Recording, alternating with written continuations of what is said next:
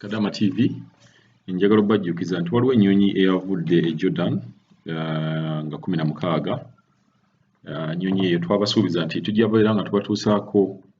information bakadaama nga tebannagenda nga batuuse nga bali ku nnyonyi naye nga batuuse mu quarantine. Ennyonyi eyo yavaayo 16 naye twayagadde okufolowinga ensonga eno nga bakadaama bagitunnyonnyola. Batulaga nti okutambula kuno tekwali kwangu era ennyonyi yalwawo nnyo naye Katonda yabayambye ne babeera nga batuuse e Uganda. Katufunye ku bitonotono oba emboozi entonotono y'abakadaama bano abavuddeyo nga 16 n'ennyongera obbagamba nti ennyonyi yo 18 baagikyusiza ne bagizza ku 25. So katusooke tumanye oba tuwulire ku mboozi z'abakadaama abatambudde byali bitya, twagala kutandikira ddala nga bagenda okutambula ne paka nga batuuse e Uganda. Halo Nyabuli, Kadama TV.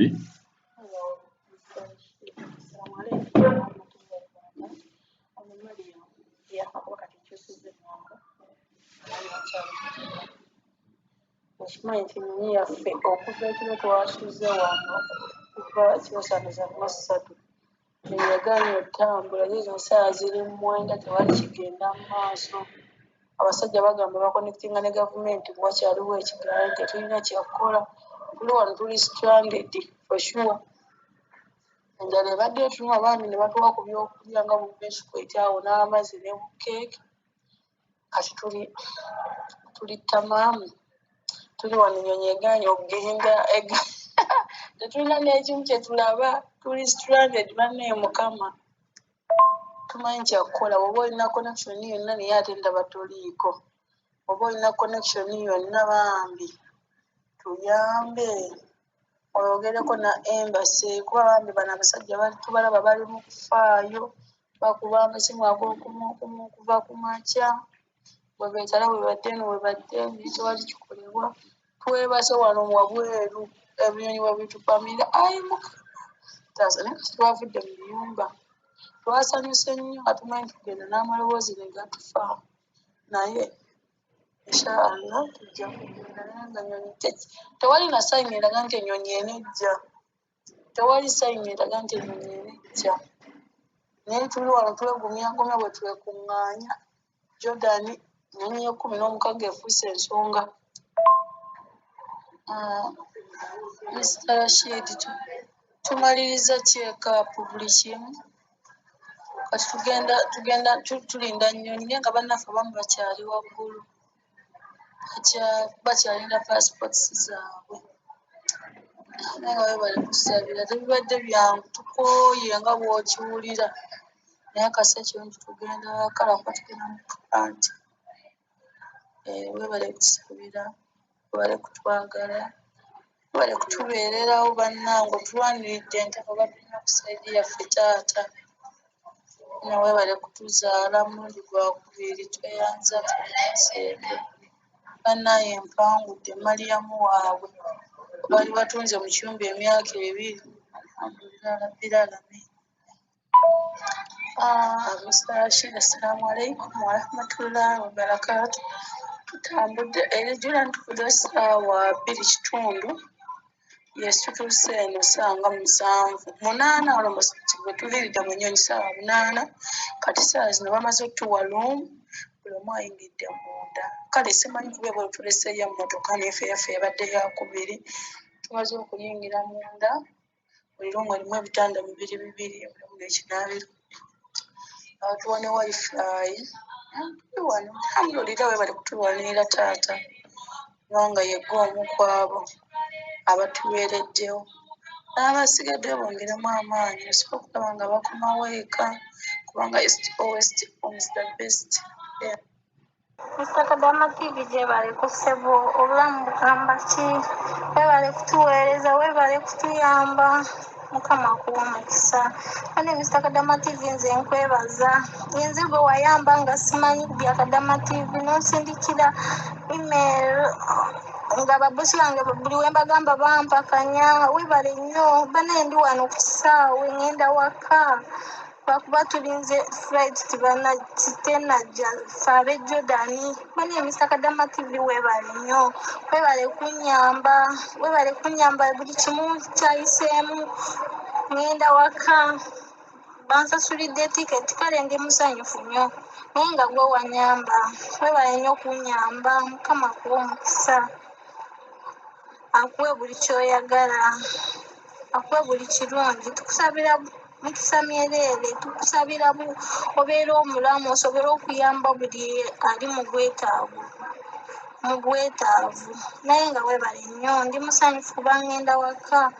mpulira nga ndi musanyufu kubanga bannange namala kontrakiti yange mu Gwokutaano bulijjo ndi eno naye ndi musanyufu nnyo kuba ababosi bange badde bansumbuwa nnyo nga mbagamba ku bya embasi nga bagamba olimba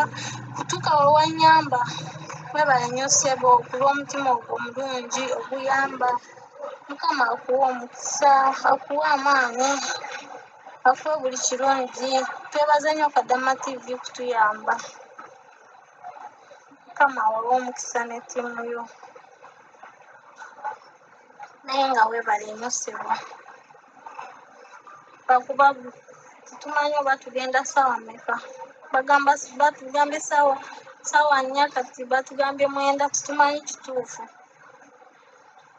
naye nga tuli basanyufu nnyo kuba tugenda waka Kadama TV gyebaleko mba naye twatuuse bulungi ennyonyi yatulese bulungi era wooteeri gye twasasula gye baatutadde naye kyakati titwazzeemu nga tuli bangi abalala oba batudde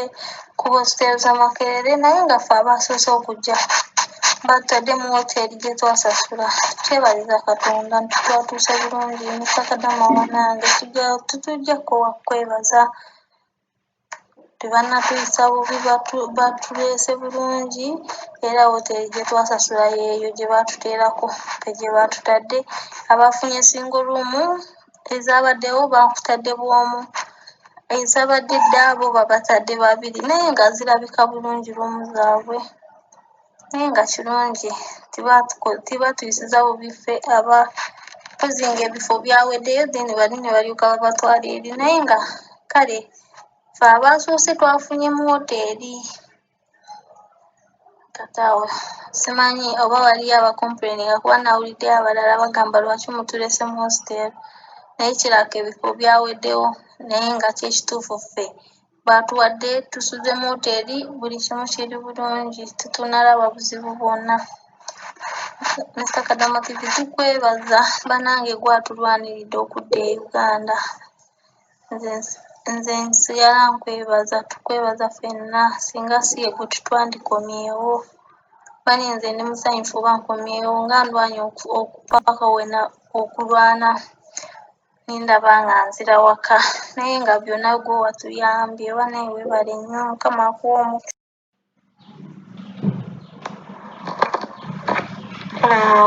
Mr. Kadama TV gyebali byonna byokola naye twatuuse Entebbe airport ssaawa nga 7 ne tuvaayo ne tujja ssaawa nga 8:09 kati twazze nno baatuwadde ab'e Jordan abasimbudde jjo kati twazze no ku Grand Global Hotel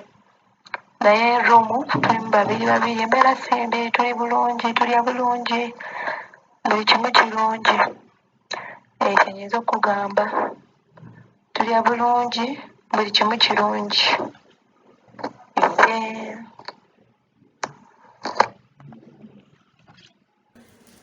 tuyinza okutukasanga 8 ogw'ekiro yawe bali wano batudde abamu balya ku bubisikuiti tuli awo naye nga webale nnyo bayeddera kutuyamba webale kutubeererawo tebibadde byangu sigwa omu ku bazira baffe kiri wano tutudde tulinda nnyonyi tufe abakiridde no wansi beffe abafunye ku passport naye bukoowu bwokka tukooye n'abaana ebyokusanyuka baabivuddemu tulinda kimu kubeera nga tutuula tutukeeka ewaffe nawaffe tuyinza okutukasanga 8 ogw'ekiro yawe bali wano batudde abamu balya ku bubisikuiti tuli awo naye nga webale nnyo bayeddera kutuyamba webale kutubeererawo tebibadde byangu sigwa omu ku bazira baffe webale kutulonda n'abasigaddeyo nabo fuba ekisoboka babeere nga bajja nga 23 inshallah.